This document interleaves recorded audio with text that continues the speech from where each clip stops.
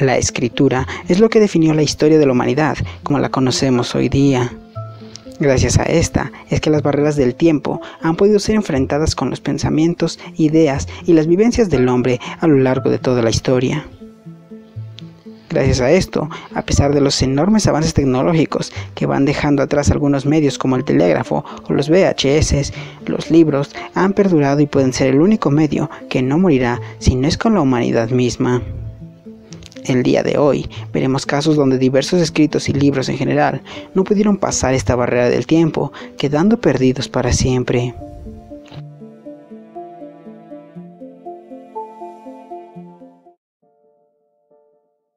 Tal vez este libro no sea tan relevante como otras obras perdidas, pero el segundo libro de la Poética de Aristóteles se hizo famoso porque en torno a este ejemplar giraba la famosa novela de Umberto Eco y posterior película El nombre de la rosa, protagonizada por Sean Connery y Christian Slater. El libro existió en la realidad. Se cree que se perdió en algún momento de la Edad Media, pero no se sabe nada sobre su contenido, salvo por algunas fuentes indirectas. Al parecer, Aristóteles dedicó su segundo tomo de poética a la comedia y la poesía yámbica. En el Tractatus Coeslinianus, un manuscrito del siglo X, en el que se expone una teoría sobre la comedia en la tradición poética de Aristóteles, se cree que este recoge un sumario del segundo libro desaparecido de este filósofo griego. Este es uno de esos casos de libro perdidos que podrían reaparecer en el futuro, porque hasta que se le perdió la pista, había sido reproducido por los copistas medievales que trabajaban en las bibliotecas de monasterios y abadías. Si apareciesen, los libros sibilinos explicarían el porqué de muchas decisiones tomadas por políticos y generales romanos en un periodo de tiempo que abarcaría más de 900 años. Casi el último milenio entero de la civilización que dio origen a la sociedad europea, al idioma y cultura de muchos países que la integran. Los libros sibilinos eran 3 tomos de contenido profético que se guardaban en el templo de Júpiter en la ciudad de Roma y eran consultados en situaciones de crisis políticas y de guerras. Cuando se enfrentaban a una situación complicada o grave, los líderes romanos consultaban estos papiros, que estaban escritos en griego, cosa que hicieron muy frecuentemente en el siglo II a.C. durante la República. Los libros sibilinos eran como si los romanos tuviesen a su disposición una especie de profecías de Nostradamus y las consultasen ávidamente cuando no sabían qué hacer. Su Nostradamus particular era Sibila de Cumas, la sacerdotisa que presidía el oráculo de Apolo. El nombre Sibila, en griego clásico, significaba profetisa. Estos libros se perdieron por primera vez en el año 83 a.C., pero se lograron recuperar copias que estaban en Grecia. Entonces, el emperador Augusto ordenó ponerlos a buen recaudo, encerrándolos en 2 arcas. Los libros sibilinos se perdieron definitivamente en el año 405, cuando el general romano Estilicón ordenó su destrucción, con los bárbaros visigodos a las puertas de Roma, por temor a que los invasores los pudieran usar en su propio beneficio. Ab Urbe Condita era una gigantesca historia general de Roma que abarcaba desde su fundación en el año 753 a.C. por Rómulo y Remo hasta César Augusto. Escrita entre los años 27 al 9 a.C. por un solo autor durante toda su vida, Tito Livio. La monumental obra se componía de 142 volúmenes que recogían casi 800 años de la historia romana, al detalle con numerosas referencias a fuentes, algunas de las cuales se pueden contrastar o aparecen en otros escritos. Si se pudiese consultar, sería posible rellenar huecos vacíos de la historia, respondiendo a muchas dudas y misterios que no están escritas en ninguna otra parte. Incluso se incluían eventos deportivos, donde podríamos leer quién ganó una pelea de gladiadores o una carrera de cuadrigas en una determinada fecha. ¿Cómo es posible que se haya perdido la historia general de Roma? Hoy en día solo se conservan 35 libros gracias a los cuales se conocen muchos detalles del mundo romano. El resto de los volúmenes se perdieron en parte porque los copistas se negaban a reproducir los últimos tomos, al considerarlos de escasa calidad literaria, porque el autor con la edad se volvió pesado y repetitivo. Los tomos que ya se habían copiado, pero desaparecieron, cabe pensar que se perdieron como se pierden las viejas enciclopedias anticuadas de las bibliotecas.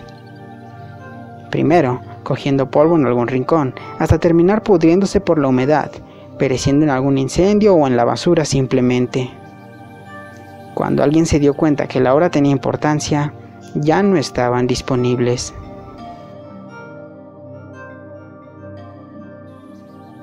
Se han puesto ya la luna y las Pléyades. Es medianoche. Pasa el tiempo y yo sigo durmiendo sola. Ese es uno de los 70 versos que se conservaban de los 10.000 que escribió la poetisa griega Safo en el siglo VII a.C. en la isla de Lesbos. De carácter erótico, los poemas de Safo, desde la perspectiva actual, se podrían entender como las letras de canciones subidas de tono para ser cantadas acompañadas por una lira. Safo y su isla natal, Lesbos, con la raíz etimológica del término que describe tal conducta. Si apareciesen sus obras completas, a más de uno le daría un infarto, porque no hay pruebas de que Safo siguiese tales prácticas o que en sus poemas no estuviese hablando de hombres y mujeres, una cuestión todavía discutida por los escolares actuales. La idea contraria data de citas escritas en el siglo II a.C. o III a.C., 400 años tras la desaparición de la considerada como 10ª musa.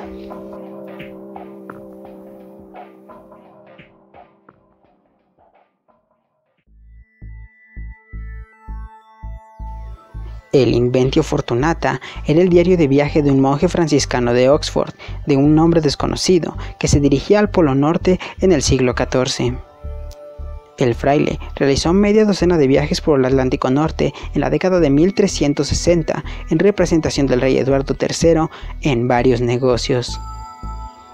En uno de sus viajes se aventuró por encima de los 54 grados norte, llegando hasta un grupo de islas a las que le llamó Islas Fortunata.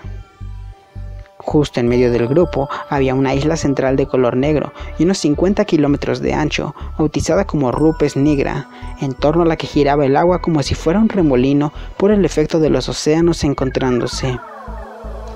El monje presumió que Rupes Nigra era un lugar donde estaba situado el polo norte magnético de la Tierra. El fraile entregó los diarios de navegación, titulados como Inventio Fortunata, al rey Eduardo III, de los cuales se realizaron 5 copias que se enviaron a otros puntos estratégicos de Europa. En 1364, otro monje franciscano que había leído los diarios relató su contenido a Jacob Schönen, un viajero flamenco.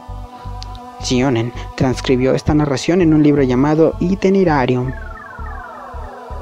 Con el descubrimiento de América en 1492 por Cristóbal Colón, se inició una carrera por encontrar rutas al Nuevo Mundo por el Atlántico Norte, pero para entonces las copias de Inventio Fortunata y el Itinerarium se habían perdido para siempre. Todo lo que se sabe sobre el contenido del Inventio Fortunata es a través del cartógrafo flamenco alemán Gerhard Mercator, que al parecer habría leído una copia del Itinerarium en el siglo XVI.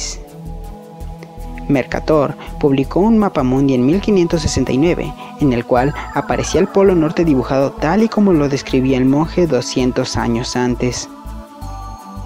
En una carta de Mercator al científico John Dee, fechada en el año 1577, el cartógrafo relataba la historia de la isla central en el polo y el remolino alrededor.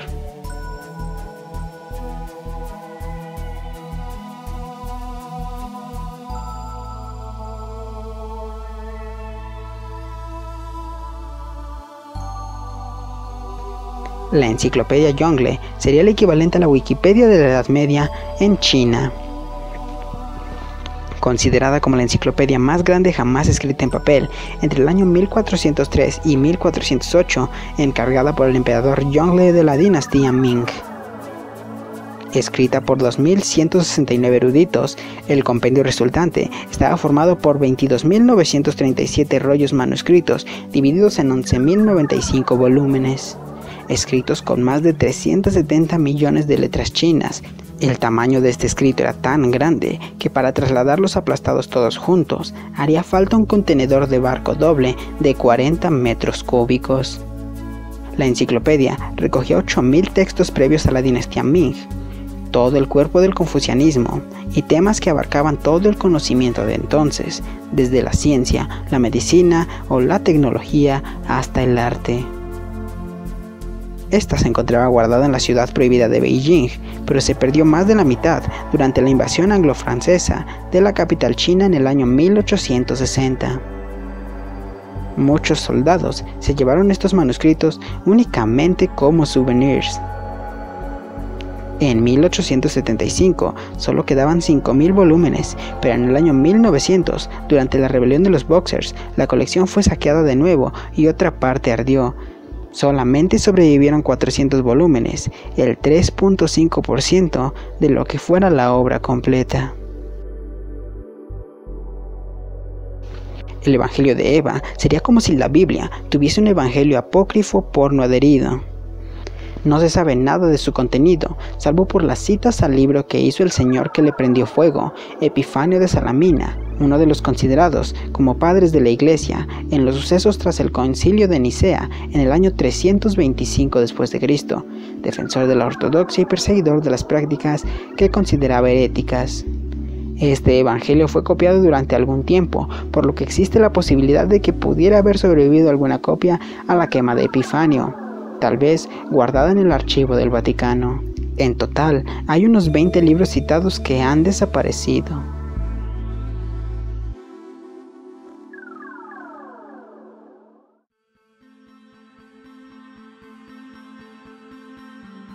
El Hermócrates sería la supuesta continuación de la trilogía de 3 diálogos de Platón: La República, Timeo y Critias. Las obras de Platón tenían el formato de epístolas, cartas o de diálogos. En el último diálogo de esta serie, el sofista Critias describe la guerra entre las Atenas prehelínica y la Atlántida, el mítico imperio occidental ubicado sobre una isla que fue tragada por el mar, supuestamente por algún cataclismo como un terremoto. Según Platón, la Atlántida existió en una época remota, 9.000 años antes que el legislador ateniense Solón, que vivió entre el 638 y el 558 a.C. La Atlántida estaría ubicada más allá de las columnas de Hércules, es decir, pasando el estrecho de Gibraltar, en algún punto del océano Atlántico.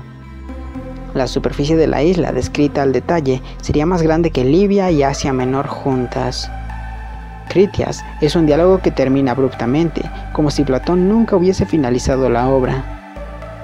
En la trilogía, el personaje Hermócrates solo interviene brevemente en una conversación, pero en Critias, Sócrates dice expresamente que se le concederá derecho a hablar, al igual que lo tuvieron Timeo y el mismo Critias, por lo que da pie a pensar que la idea de Platón era escribir un diálogo entero titulado Hermócrates. No se sabe si Platón escribió el Hermócrates o no. Este diálogo ahondaría más en la historia de la Atlántida y tal vez detallase mejor su ubicación, lo suficiente como para encontrar pruebas arqueológicas en la actualidad.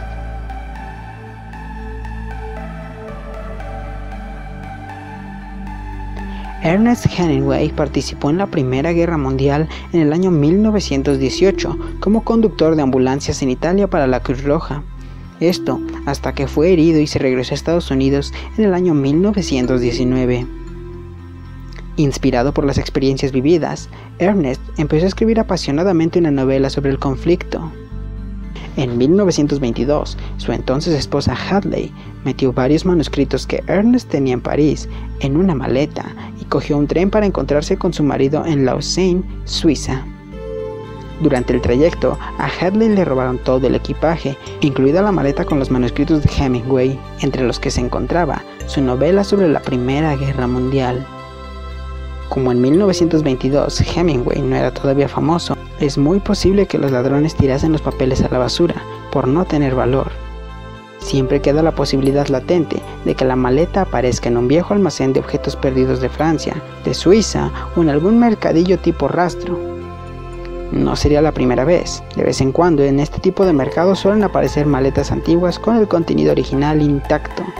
con fotos, cartas y ropa.